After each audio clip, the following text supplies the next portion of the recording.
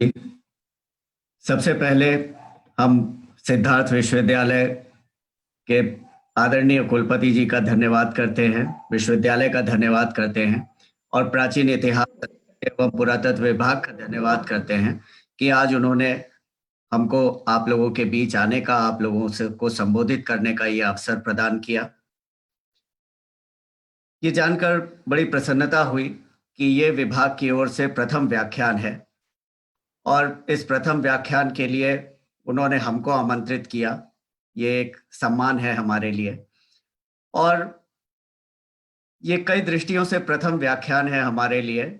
आपके विभाग का तो प्रथम व्याख्यान है ही, लेकिन इससे पहले हमको कई जगह से ऑनलाइन व्याख्यान देने के लिए कहा गया, लेकिन कंफर्टेबल ना होने के कारण हमने ऑनलाइन व्याख्यान के लिए हर जगह मना किया। लेकिन जब कुलपति जी का आदेश और शरदेंदु जी और वंदना जी का आग्रह हुआ, तो उसको अनदेखा करना हमारे लिए संभव नहीं था। आज के इस व्याख्यान के लिए जो विषय हम लोगों ने चुना है, वो है प्राचीन भारतीय इतिहास के स्रोत साधन। हम स्क्रीन शेयर करना चाहेंगे, पीपीटी के माध्यम से आप लोगों के बीच व्याख्यान करना चाहेंगे।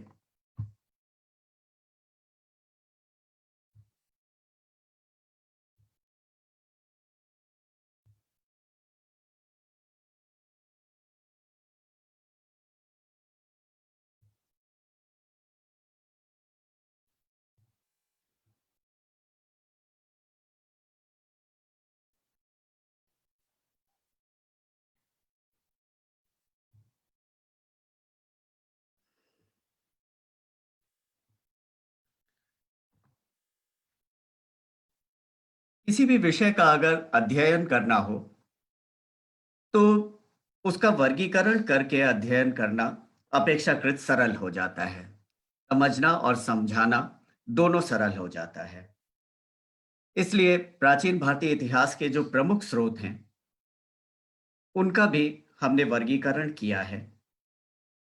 मोटे तौर पर इनको दो वर्गों में विभाजित किया जा सकता है।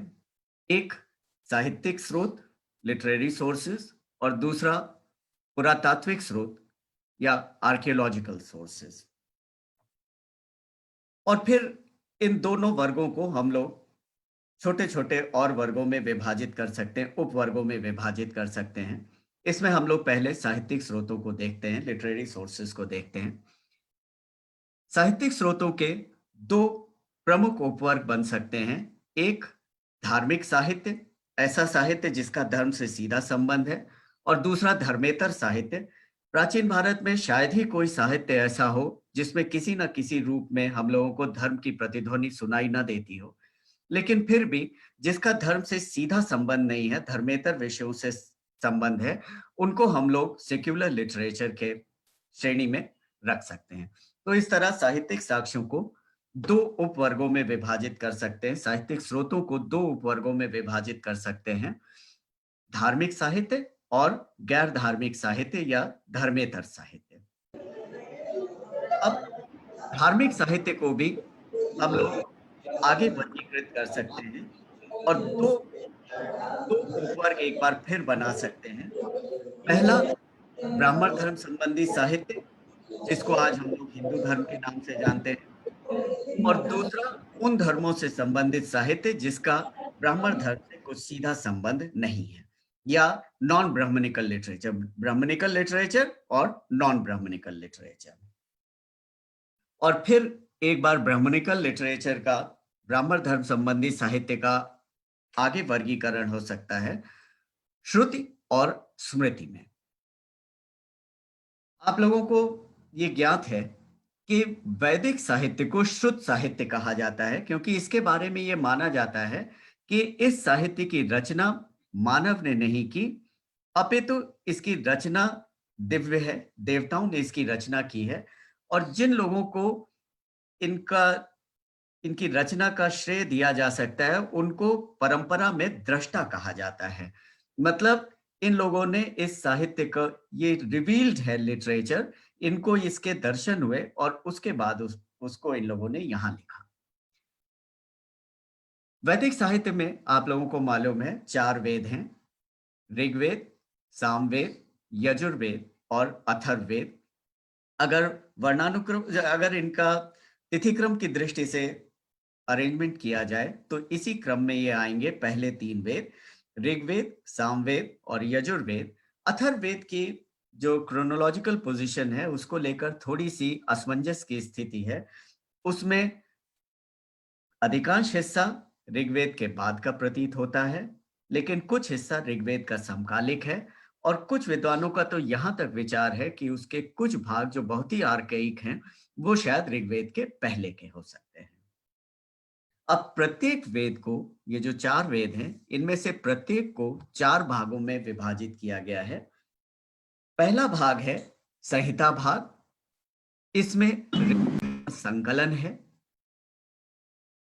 संहिता का मतलब होता है कंपाइलेशन, संकलन। तो इसमें ऋचाओं का संकलन है। दूसरा ब्राह्मण, तीसरा आरण्यक और चौथा भाग है उपनिषद। संहिता भाग में आमतौर पर हम लोगों को जो ऋचाएं मिलती हैं वो छंद में लिखी हुई हैं।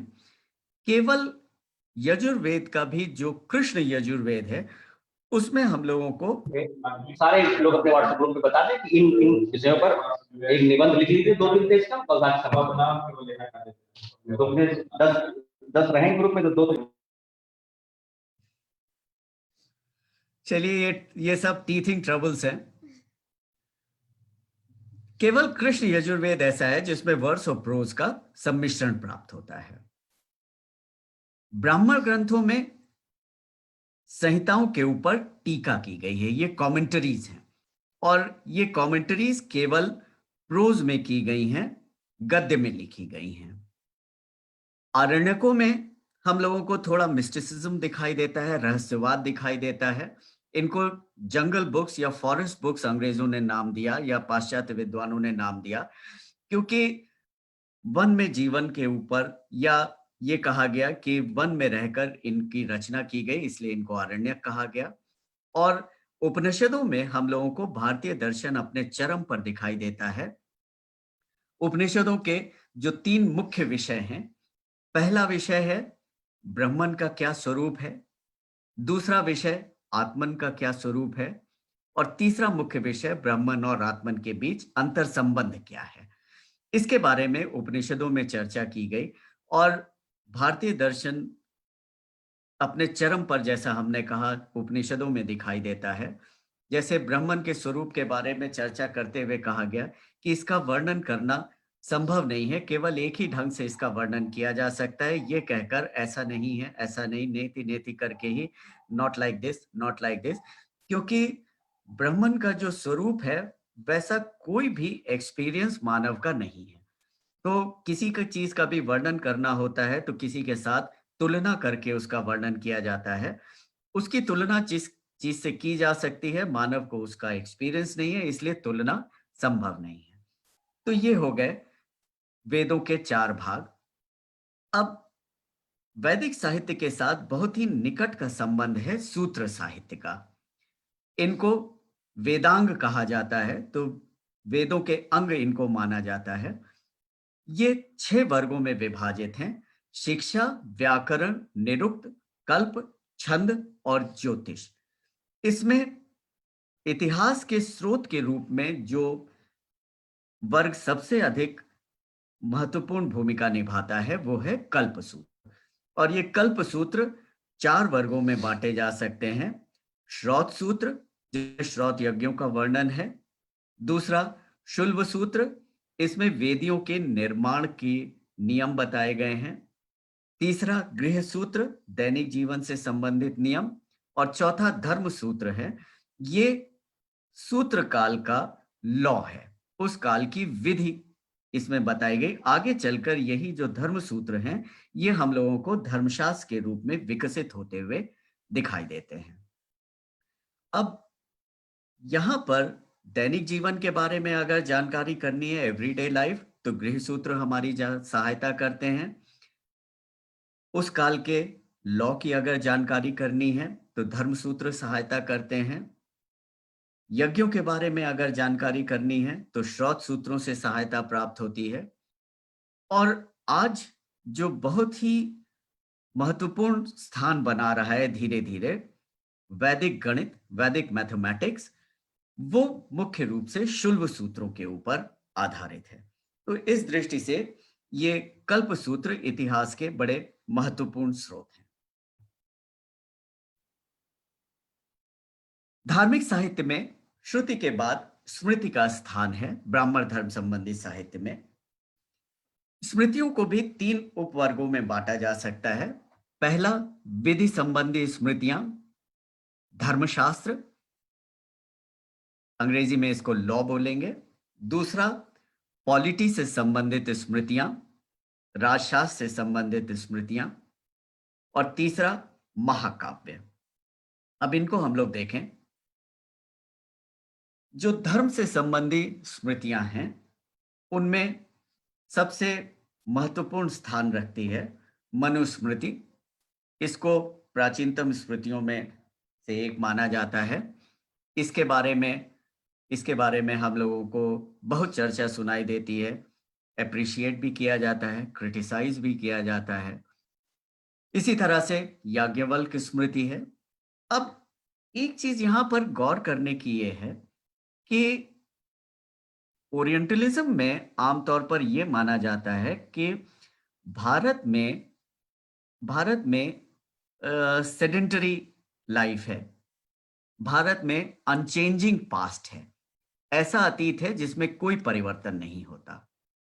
लेकिन मनुस्मृति के बाद अगर याज्ञवल्क्य स्मृति की रचना की आवश्यकता पड़ रही है, बृहस्पति स्मृति की रचना की आवश्यकता पड़ रही है, नारद स्मृति की रचना की आवश्यकता पड़ रही है, इनके ऊपर फिर टीकाएं की जा रही हैं, तो इसका मतलब यह है कि अनचेंजिंग पास्ट जैसा भारत में कुछ नहीं है।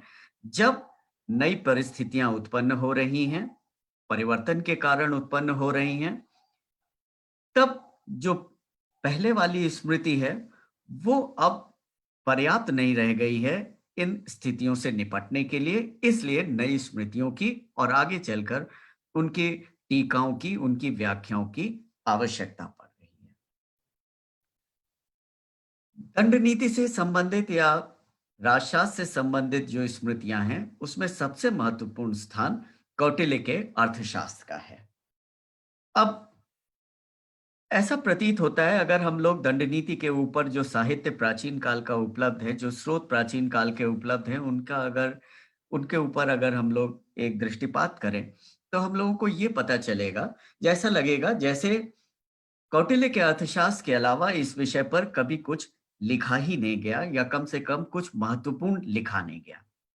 लेकिन जब हम लोग अर्थशास्त्र का अध्ययन करते हैं, तो कई विषयों पर जो डिबेटेबल विषय हो सकते हैं, कंट्रोवर्शियल इश्यूज हो सकते हैं, विवादित विषय हो सकते हैं, ऐसे विषयों की चर्चा करते समय कौटिल्य लगातार हम लोगों को अपने जो अर्लियर अथॉरिटीज हैं, पूर्ववर्ती शास्त्रकार हैं, उनके मत बताता है और अनेक बार उनके मत की कमियां बताता है, किस कारण वो ग्राह्य नहीं है, इसकी चर्चा करता है।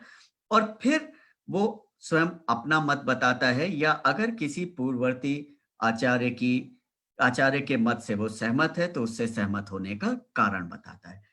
इसका मतलब कि कौटिल्य से पहले भी दंड नीति के ऊपर बहुत सारी रचनाएं उपलब्ध थीं, जो कौटिल्य को ज्ञात थी, और कौटिल्य ने उन सबका अध्ययन करके ये जो अर्थशास्त्र की रचना की। वास्तव में ये अर्थशास्त्र एक कंपेंडियम है। ये एक ऐसी रचना बनी जिसने पूर्ववर्ती रचनाओं को एक्लिप्स कर दिया और उनको ओवरटेक कर लिया, उनको रिप्लेस कर दिया। और इसी का कारण बना कि इसके पहले की जो रचनाएं थीं, धीरे-धीरे उनकी अब आवश्यकता नहीं रह गई, और आवश्यकता ना होने के कारण वो रचनाएं अब उपलब्ध नहीं हैं।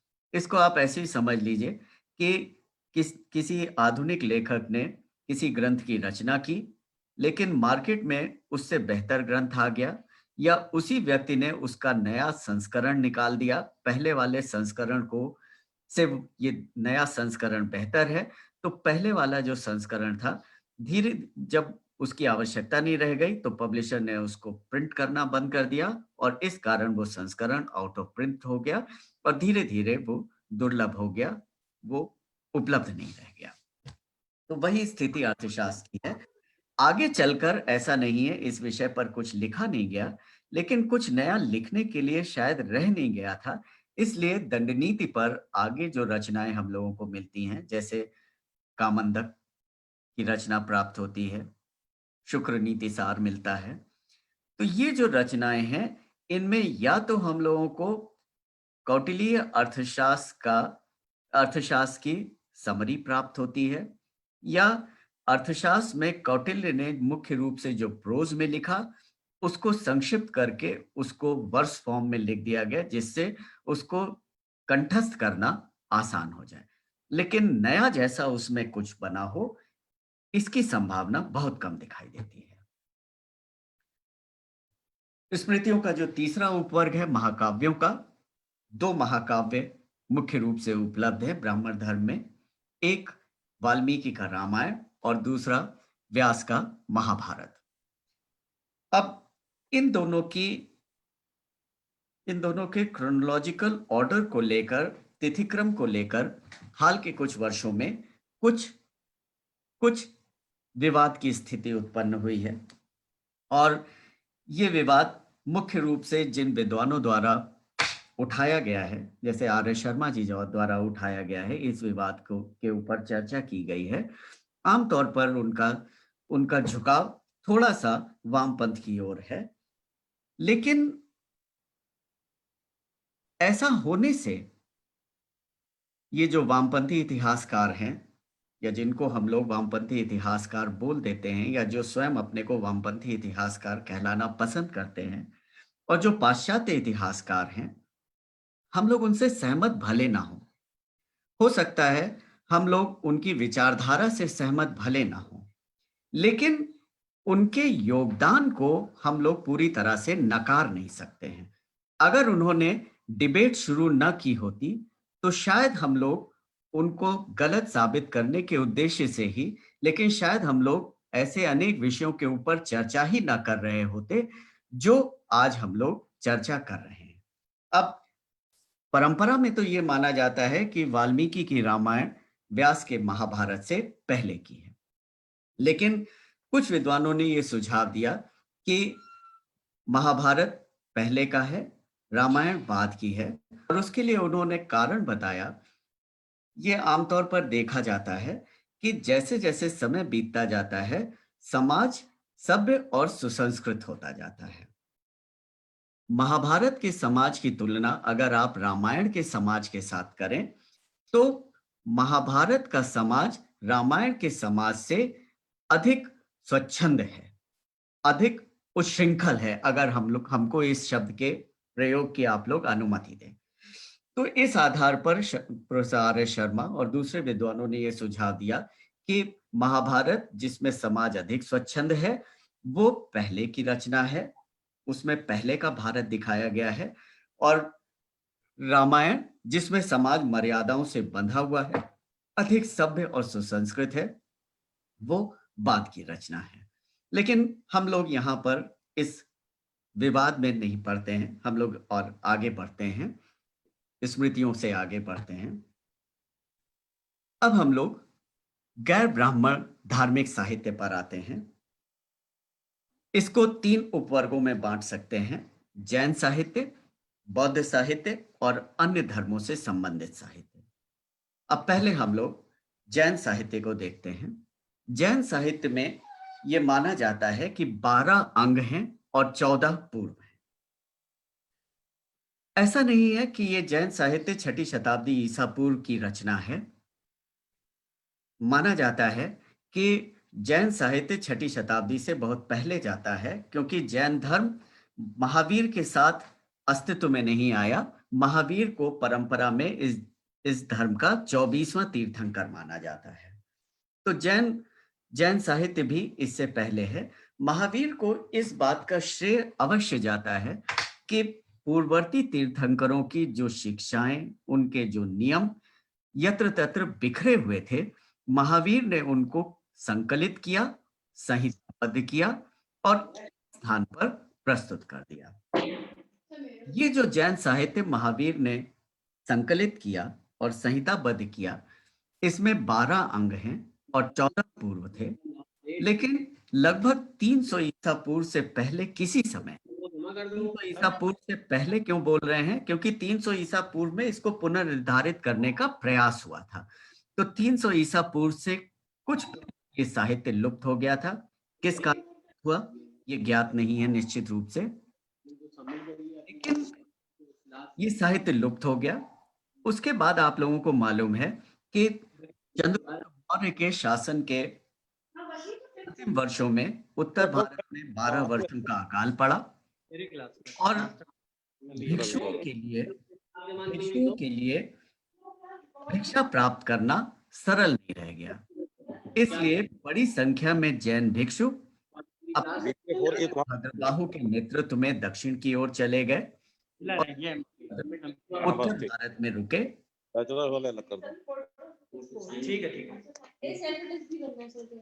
उत्तर भारत में स्थूलभद्र रुके हुए थे।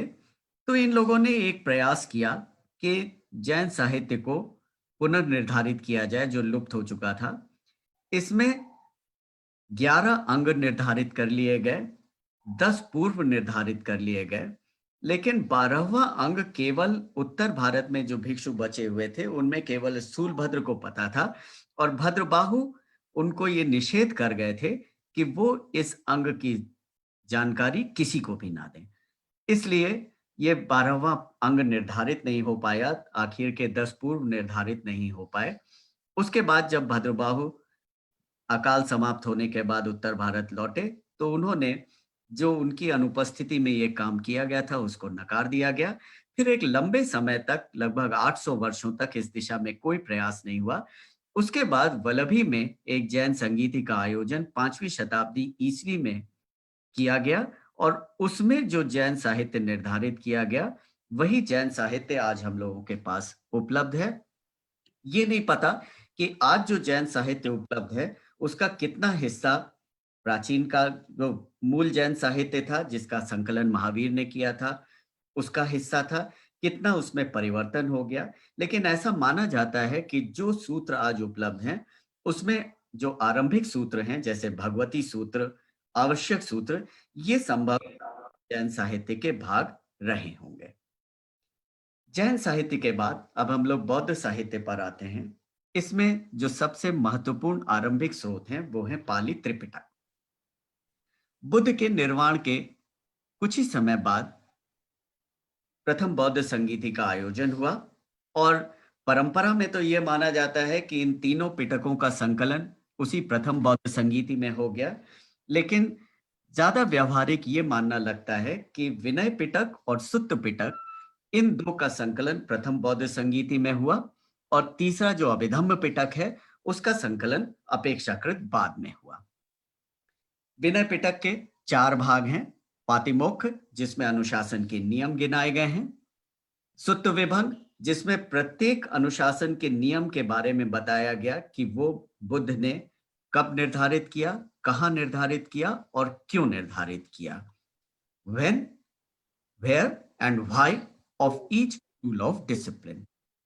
इसके बाद तीसरा हिस्सा है खंडका जिसमें आपने नाम सुने होंगे महावग्ग और चुल्लवग्ग के। खंडका में महावग्ग और चुल्लवग्ग और इसके अलावा कुछ और टेक्स्ट प्राप्त होते हैं। और चौथा परिवार है जिसमें ऊपर के जो 3 भाग हैं विनय पिटक के उनकी समरी दी गई है। विनय की संगायना प्रथम बौद्ध संगीति ने में उपाली ने की थी। दूसरा पिटक है सुत्त पिटक। ये 5 निकायों में विभाजित है। दीघ निकाय, इसके बाद आता है मध्यम निकाय, फिर खुद्दक निकाय, अंगुत्तर निकाय और संयुक्त निकाय। ये 5 निकाय हैं। प्रथम बौद्ध संगीति में इनकी संगायना आनंद ने की थी और इसमें बुद्ध के उपदेशों को संकलित किया गया है। अभिधम्म पिटक का विषय वही है जो सुत्त पिटक का विषय है, मतलब बुद्ध के उपदेश हैं, लेकिन they have been presented in a more scholastic manner. यहाँ पर गूढ़ता थोड़ा बढ़ जाती है, लेकिन वही विषय यहाँ दिए हैं। तीन पिटकों के अलावा मिलिंद पहियों आता है, महायान संस्कृत ग्रंथ हैं। ये सब बौद्ध बौद्ध स्रोत हैं, जिनमें से हम लोगों को जानकारी प्राप्त होती है। अब धार्मिक साहित्य के बाद हम लोग धर्मेतर साहित्य की ओर बढ़ते हैं। इनको 5 वर्गों में बाँटा जा सकता है। पहला वर्ग जातकों और पुराणों का है। दूसरे में विदेशी यात्रियों के वृत्तांत आते हैं, अकाउंट्स ऑफ फॉरेन ट्रैवलर्स। तीसरा उपवर्ग है हिस्टरीज या इतिहास वृत्त का।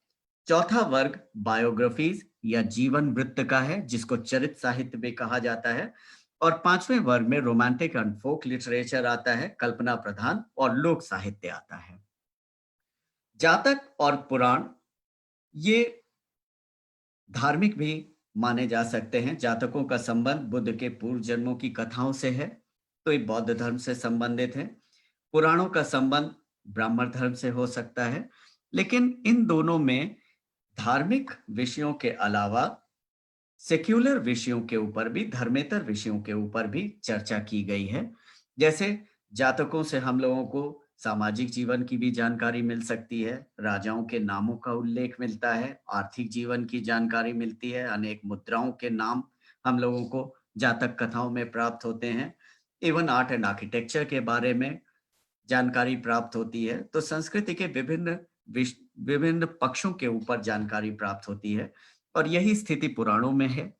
यहाँ पर हम लोगों को कॉस्मोगोनी के बारे में पता चलता है, कॉस्मोलॉजी के बारे में पता चलता है, ऐतिहासिक भूगोल की भी जानकारी मिलती है, आर्ट एंड विभिन्न देवताओं के मंदिरों का निर्माण कैसे किया जाए, विभिन्न देवताओं की मूर्तियों की स्थापना कैसे की जाए, इन सब के बारे में हम लोगों को पुराणों से जानकारी प्राप्त होती। काफी समय तक इनको इतिहास के स्रोत के रूप में नहीं माना जा रहा था, लेकिन इस इनके इतिहास का स्रोत होने में कोई संभावना नहीं रह गई। इनका प्रयोग इतिहास के स्रोत के रूप में किया जाता है। और आप लोगों को ये जानकर आश्चर्य होगा कि जयपुर यूनिवर्सिटी में संस्कृत विभाग में एक प्रोफेसर थे, प्रोफेसर पुरुषोत्तम लाल भार्गव। उन्होंने एक पुस्तक की रचना की, retrieval of history from Puranik myths. तो पुराण और मिथ, इन दोनों को इतिहास के स्रोत के रूप में स्थान नहीं मिल रहा था। पीएल भार्गव जी ने उसी को स्रोत बनाकर इतिहास के पुनर्निरूपण का प्रयास किया है। विदेशी यात्रियों के वृत्तांत का जहां तक प्रश्न है, ये महत्वपूर्ण है। इस क्रम में हम लोग मेगास्थनीज को ले सकते हैं। फिर केवल यात्री ही नहीं, विदेशी लेखकों के विवरण को भी हम लोग इसमें रख सकते हैं, जैसे एरियन, कर्टियस, डायोडोरस, इन सबको भी रख सकते हैं। उसके बाद चीनी यात्रियों को रख सकते हैं, फायान, ह्वेनसांग, इत्सिंग। फिर जो अरब और तुर्की यात्री यहाँ आए, जिसमें सबसे महत्वपूर्ण अल-बरूनी है, इनको भी रख सकते हैं। इन लोगों के विवरण का एक एडवांटेज ये है, उनका एक लाभ ये है कि बाकी लोग, जब भारत के लोग कुछ लिखते हैं, तो उनका साहित्य नॉर्मेटिव होता है। मतलब वो लोग आदर्श की बात करते हैं, जैसा होना चाहिए वैसा बताते हैं। लेकिन विदेशी यात्री जैसा देखते हैं वैसा बताते हैं। तो इसलिए इनका विवरण तथ्य के अधिक निकट है। हिस्ट्रीज पर हम लोग अगर आए, तो इतिहास वृत्त में भारत में केवल एक ही महत्वपूर्ण रचना हम लोगों को दिखाई देती है, और वो है कल्हड़ की राजतरंगिणी, जिसमें कश्मीर का इतिहास आरंभिक काल से कल्हड़ के काल तक दिया गया। अब जहां तक कल्हड़ को विश्वसनीय स्रोत उपलब्ध थे, वहां तक का जो उसका विवरण है वो काफी हद तक विश्वसनीय है। लेकिन जहां पर वो परंपराओं और मिथकों को आधार बनाकर विवशता में इतिहास की रचना करने का प्रयास करता है, वहां उसका इतिहास थोड़ा कम रिलायबल हो जाता है। कलहड़ के रास्तरंगिणी के कुछ लाभ हैं, जैसे जैसे जैसे वो अपने काल की ओर बढ़ता जाता है, विवरण बढ़ते चले जाते हैं, विस्तार बढ़ता चला जाता है। लेकिन जब वो अपने काल की बात करता है या अपने से कुछ पहले की बात करता है, तो कई बार वो ये मानकर इतिहास की रचना करता है कि पढ़ने वाला, सुनने वाला ये जानता होगा, कई बातें जानता होगा जिसका यहाँ पर उल्लेख करने की आवश्यकता नहीं है। तो इससे कुछ समस्याएं भी उपलब्ध होती हैं। चौथा वर्ग बायोग्राफीज का है या जीवन चरित का है। इसके उदाहरण जैसे बाण का हर्षचरित, बिल्हण का विक्रमांक देव चरित या इससे पहले अश्वघोष का बुद्ध चरित। तो ये सब चरित वर्ग के साहित्य हैं। इसमें किसी एक हिस्टोरिकल पर्सनालिटी को नायक बनाकर उसके व्यक्तित्व और कर्तृत्व की चर्चा विस्तार से की जाती है। और कई बार ये देखा गया है कि जिस व्यक्ति का जीवन चरित लिखा जा रहा है, अगर वो राजा है, तो सिंहासन पर उसके अधिकार को जस्टिफाई करने के लिए ये जीवन चरित लिखा जा रहा है। जैसे हर्ष है, भारत में प्राइमोजेनिचर है, ज्येष्ठ संतान को उत्तराधिकार में सिंहासन प्राप्त होता है। हर्ष छोटा भाई है, राज्यवर्धन उसका बड़ा भाई था, फिर भी हर्ष राजा बना। एक संदेह ये व्यक्त किया गया कि राज्यवर्धन की जो हत्या हुई, उसमें हो सकता है हर्ष का हाथ हो। राजा बनने के लिए उसने राज्यवर्धन की हत्या करवा दी हो। विवादित विषय है, लेकिन अगर इस बात में कोई तथ्य है, तो अपने भाई को हटाकर मार्ग से हर्ष कैसे राजा बन रहा है, इसको जस्टिफाई करने के लिए बाण ने हर्षचरित की रचना कर दी। इसी तरह विक्रमांक देव चरित्र है। विक्रमादित्य भी छोटा भाई है, बड़े भाई को पहले वो पराजित कर रहा है, उसको बंदी बना रहा है, फिर उसका वध कर रहा है और सिंहासन पे अपनी स्थिति को मजबूत कर रहा है। इस सब को जस्टिफाई करने के लिए बिल्हण ने विक्रमांक देव चरित की रचना की। पांचवें ऊपर रोमांटिक एंड फोक लिटरेचर में कल्पना प्रधान और लोक साहित्य में हम लोग कालिदास की रचनाओं को रख सकते हैं, भवभूति की रचनाओं को रख सकते हैं, भारवी की रचनाओं को रख सकते हैं और लोक साहित्य के अंतर्गत पंचतंत्र, हितोपदेश, इन सब रचनाओं को रख सकते हैं। इनसे हम लोगों को तत्कालीन समाज के बारे में जानकारी मिलती है, क्योंकि आप लोग भली भांति परिचित हैं कि समाज उस काल के साहित्य में प्रतिबिंबित होता है। तो इससे हम लोगों को समाज के बारे में और संस्कृति के अलग-अलग पक्षों के बारे में जानकारी प्राप्त हो जाती है।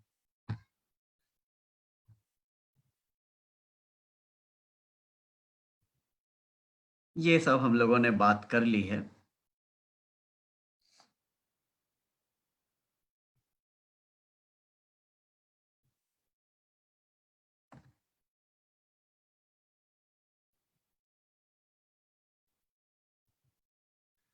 अब हम लोग पुरातात्विक स्रोतों पर आते हैं। पुरातात्विक स्रोतों को एक बार फिर 5 उपवर्गों में बांटा जा सकता है। पहला है एंटिक्विटीज या पुरावस्तु, दूसरा मिट्टी के बर्तन, पॉटरीज, मृदभांड, तीसरा स्मारक या मॉन्यूमेंट्स, चौथा इंस्क्रिप्शंस या अभिलेख और पांचवें में मुद्राओं को रखा जाता है। हिंदी में मुद्रा के अंतर्गत कॉइन्स भी आते हैं, सिक्के भी आते हैं और सील्स भी आते हैं, मोहरें भी आती हैं। अब ये कैसे हम लोगों की सहायता करते हैं, इसको हम लोग देखते हैं। ये जो बाद के 4 वर्ग हैं, पॉटरी, मॉन्यूमेंट्स, इंस्क्रिप्शंस और कॉइन्स एंड सील्स, इन 4 वर्गों के अंतर्गत प्राचीन मानव द्वारा निर्मित और प्राचीन मानव द्वारा प्रयुक्त जो भी वस्तु बचती है, वो एंटिक्विटीज या पुरावस्तु की श्रेणी में आती है। मतलब इसमें मिट्टी के मिट्टी की मूर्तियां भी हो सकती, पकी मिट्टी की मूर्तियां भी हो सकती हैं। इसमें पत्थर के औजार भी हो सकते हैं। इसमें बहुमूल्य धातुओं के आभूषण भी हो सकते हैं। इन सबको इसके अंतर्गत रख सकते हैं। अब इन सारी चीजों से हम लोगों को उस काल के, जिस काल में इनका निर्माण हुआ, जिस काल में इनका प्रयोग हो रहा था, उस काल के बारे में, इतिहास के अलग-अलग पक्षों के बारे में जानकारी प्राप्त हो जाती है। जहाँ तक पॉटरी या मिट्टी के बर्तन का प्रश्न है, ये इतिहास के पुनर्निरूपण में बड़ी महत्वपूर्ण भूमिका निभाते हैं। किसी भी स्थल पर अगर उत्खनन किया जाता है, तो वहाँ उत्खनन करते समय सबसे बड़ी मात्रा में मिट्टी के बर्तन प्राप्त होते हैं, अधिकांश भग्न अवस्था में प्राप्त होते हैं। मिट्टी के बर्तन, एक उदाहरण से आप इसके महत्व को समझ सकते हैं।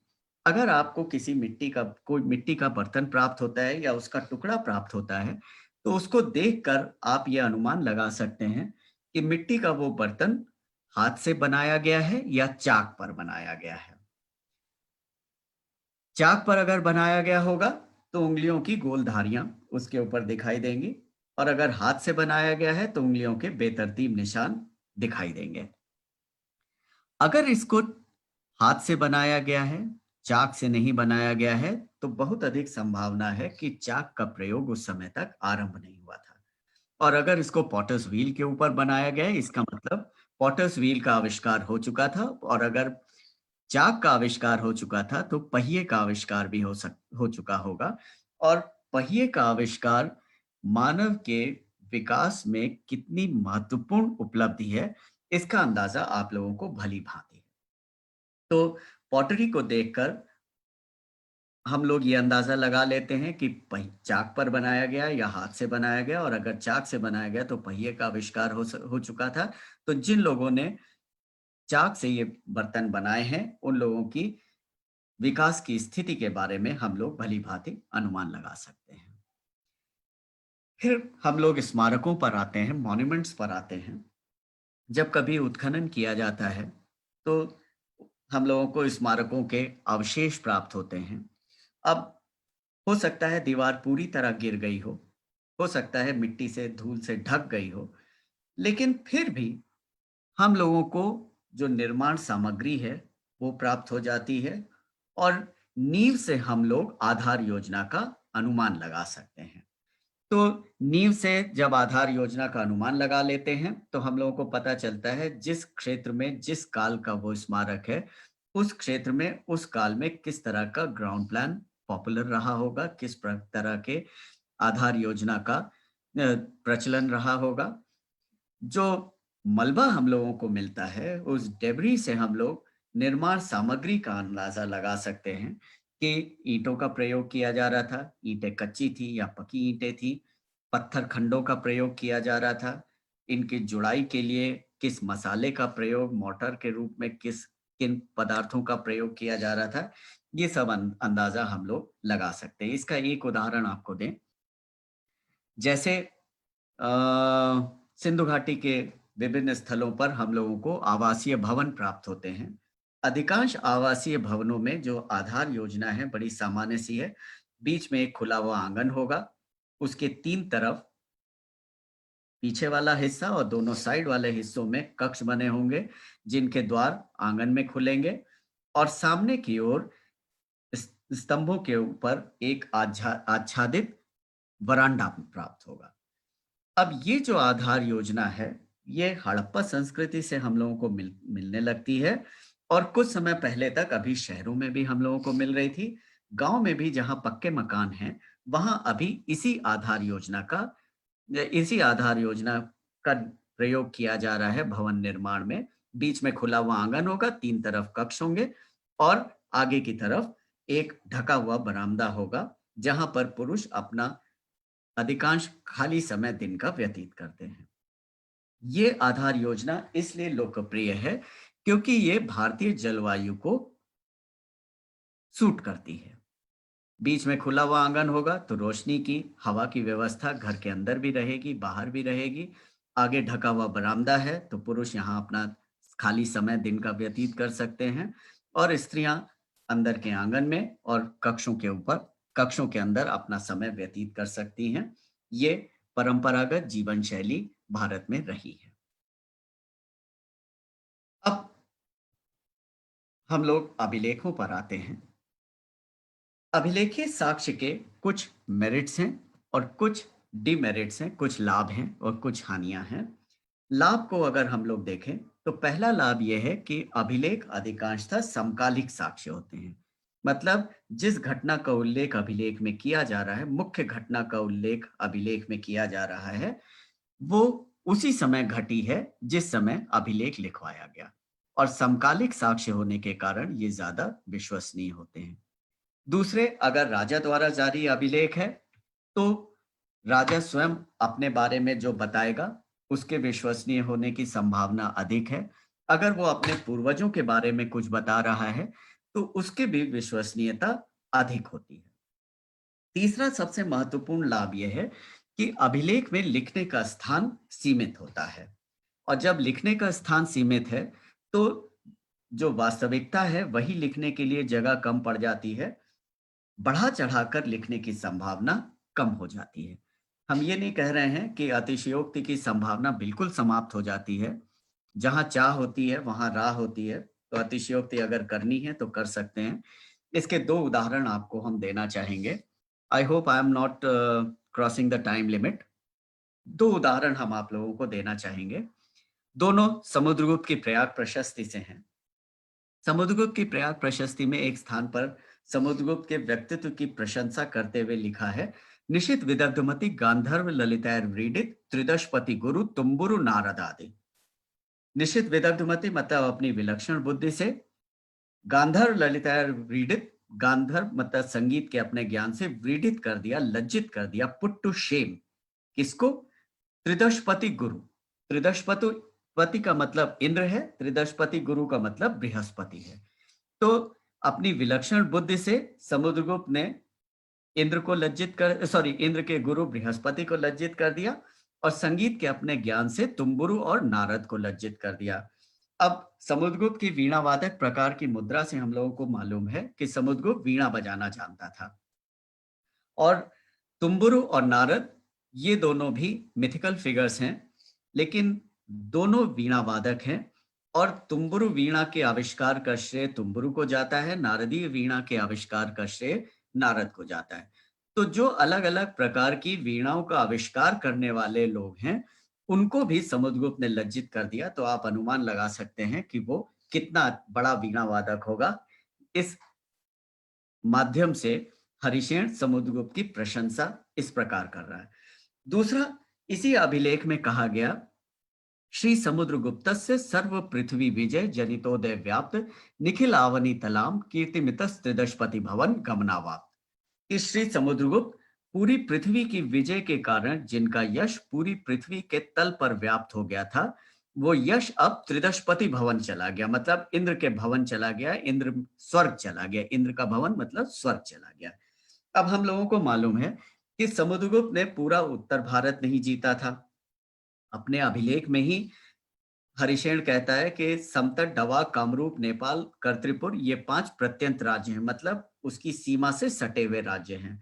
तो इसका मतलब ये 5 राज्य उत्तर भारत के उसके अधिकार से बाहर हैं। फिर जो दक्षिणापथ के 12 राज्यों का वो उल्लेख करता है जिन्हें समुद्रगुप्त ने जीता था, तो ये सारे के सारे 12 राज्य पूर्वी तट पर स्थित हैं। पश्चिमी तट पर समुद्रगुप्त शायद गया ही नहीं था।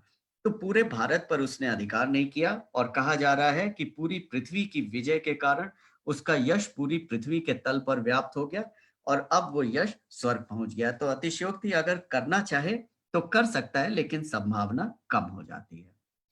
अगर हम लोग डिमेरिट्स की बात करें, तो पहली हानि यह है कि अभिलेख स्वयं राजा द्वारा जारी जारी है, तो अपने बारे में वो अच्छी सूचना तो देगा, लेकिन अपने बारे में कोई प्रतिकूल सूचना नहीं देगा। मतलब अगर वो युद्ध में जीता है तो ये उल्लेख अभिलेख में कर देगा, पर अगर वो हार गया है तो आमतौर पर ये उल्लेख नहीं करेगा।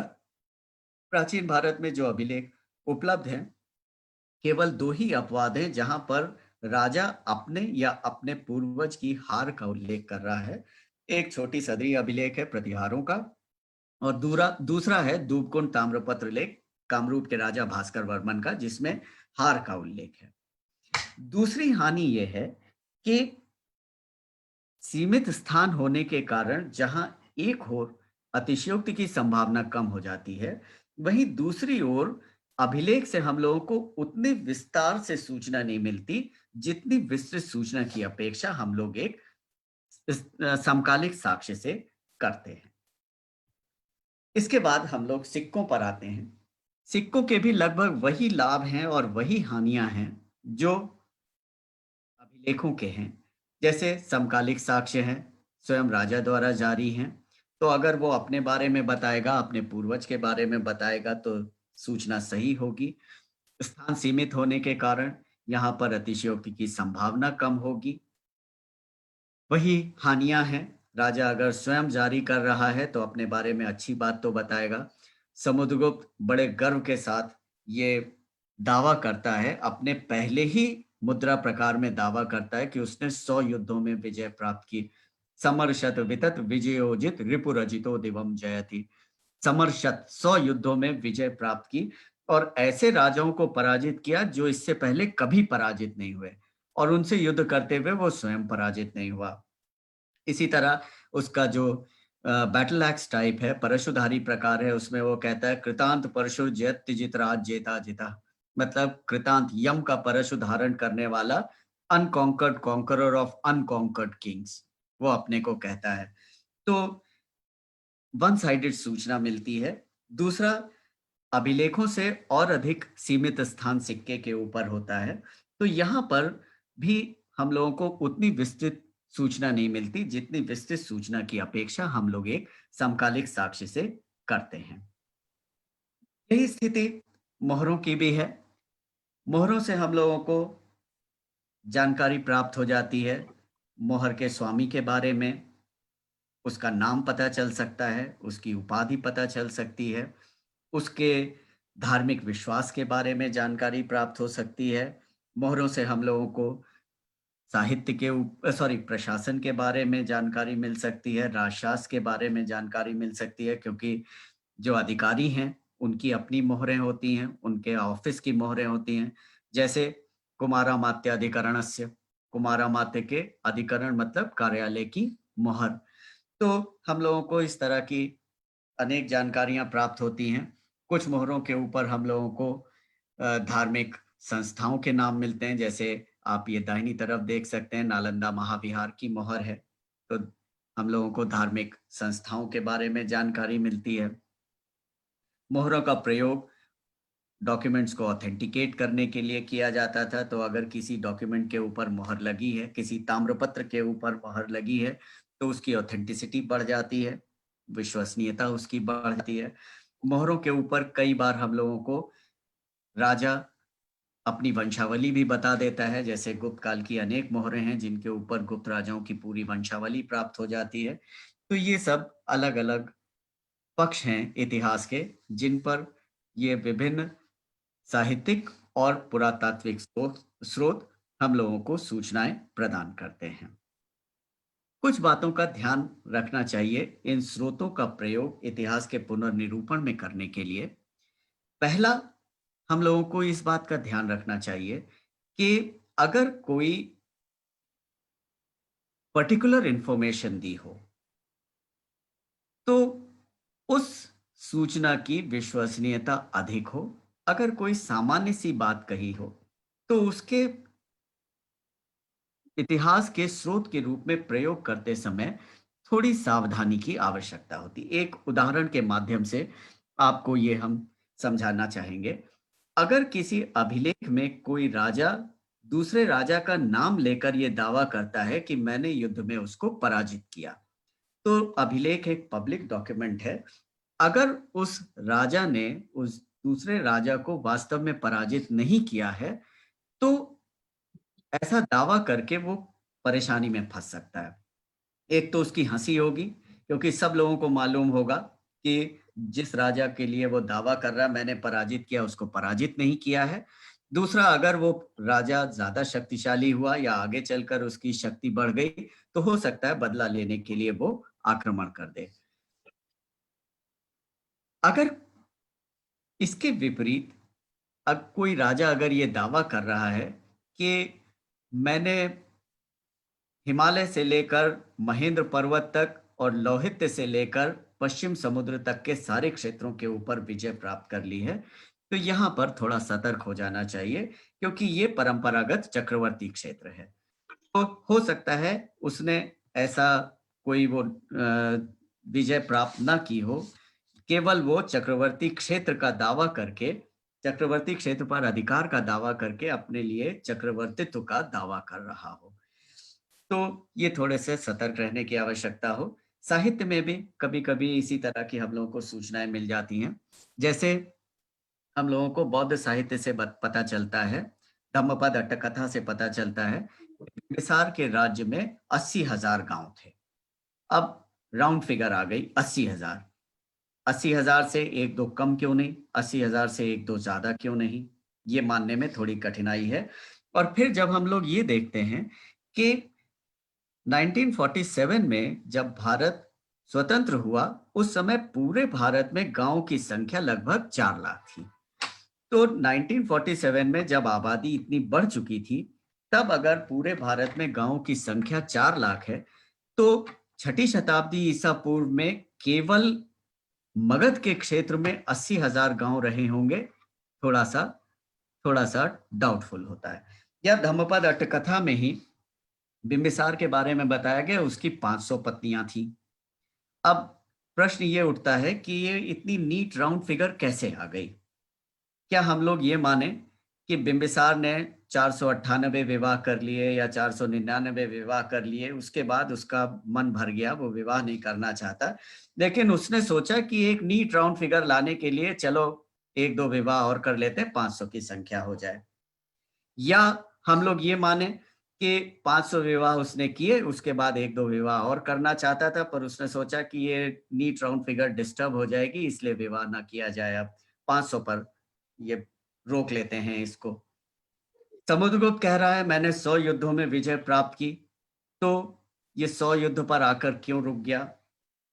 या 99 युद्ध के बाद उसकी युद्ध की इच्छा नहीं थी, पर उसने सोचा 100 कर लिया जाए, राउंड फिगर कर ली जाए, तो एक युद्ध उसने और कर लिया, विजय प्राप्त कर ली।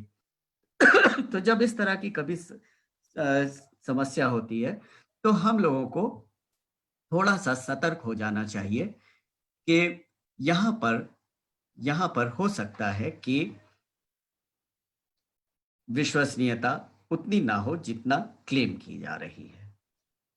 आप लोगों ने बड़े धैर्य के साथ हमारे इस बातचीत को सुना, इसके लिए हम आप लोगों का बहुत-बहुत धन्यवाद करते हैं और साथ ही हम आयोजकों का भी बहुत-बहुत धन्यवाद करते हैं, डॉक्टर नीता यादव, डॉक्टर सच्चिदानंद चौबे, तेंदु त्रिपाठी, डॉक्टर वंदना गुप्ता, डॉक्टर यशवंत यादव और सबसे सिद्धार्थ यूनिवर्सिटी कपिलवस्तु के कुलपति और संस्था का आप लोगों के बीच आने का हमको आज ये अवसर प्रदान किया। जिन लोगों ने आज हमको बहुत धैर्य के साथ सुना, इसमें शिक्षक भी हैं, इसमें विद्यार्थी भी हैं, इसमें कुछ हमारे विद्यार्थी भी हैं जो यहाँ पर पढ़ रहे हैं और उन्होंने व्याख्यान सुनने के लिए आज जॉइन किया। आप सब लोगों का बहुत-बहुत धन्यवाद।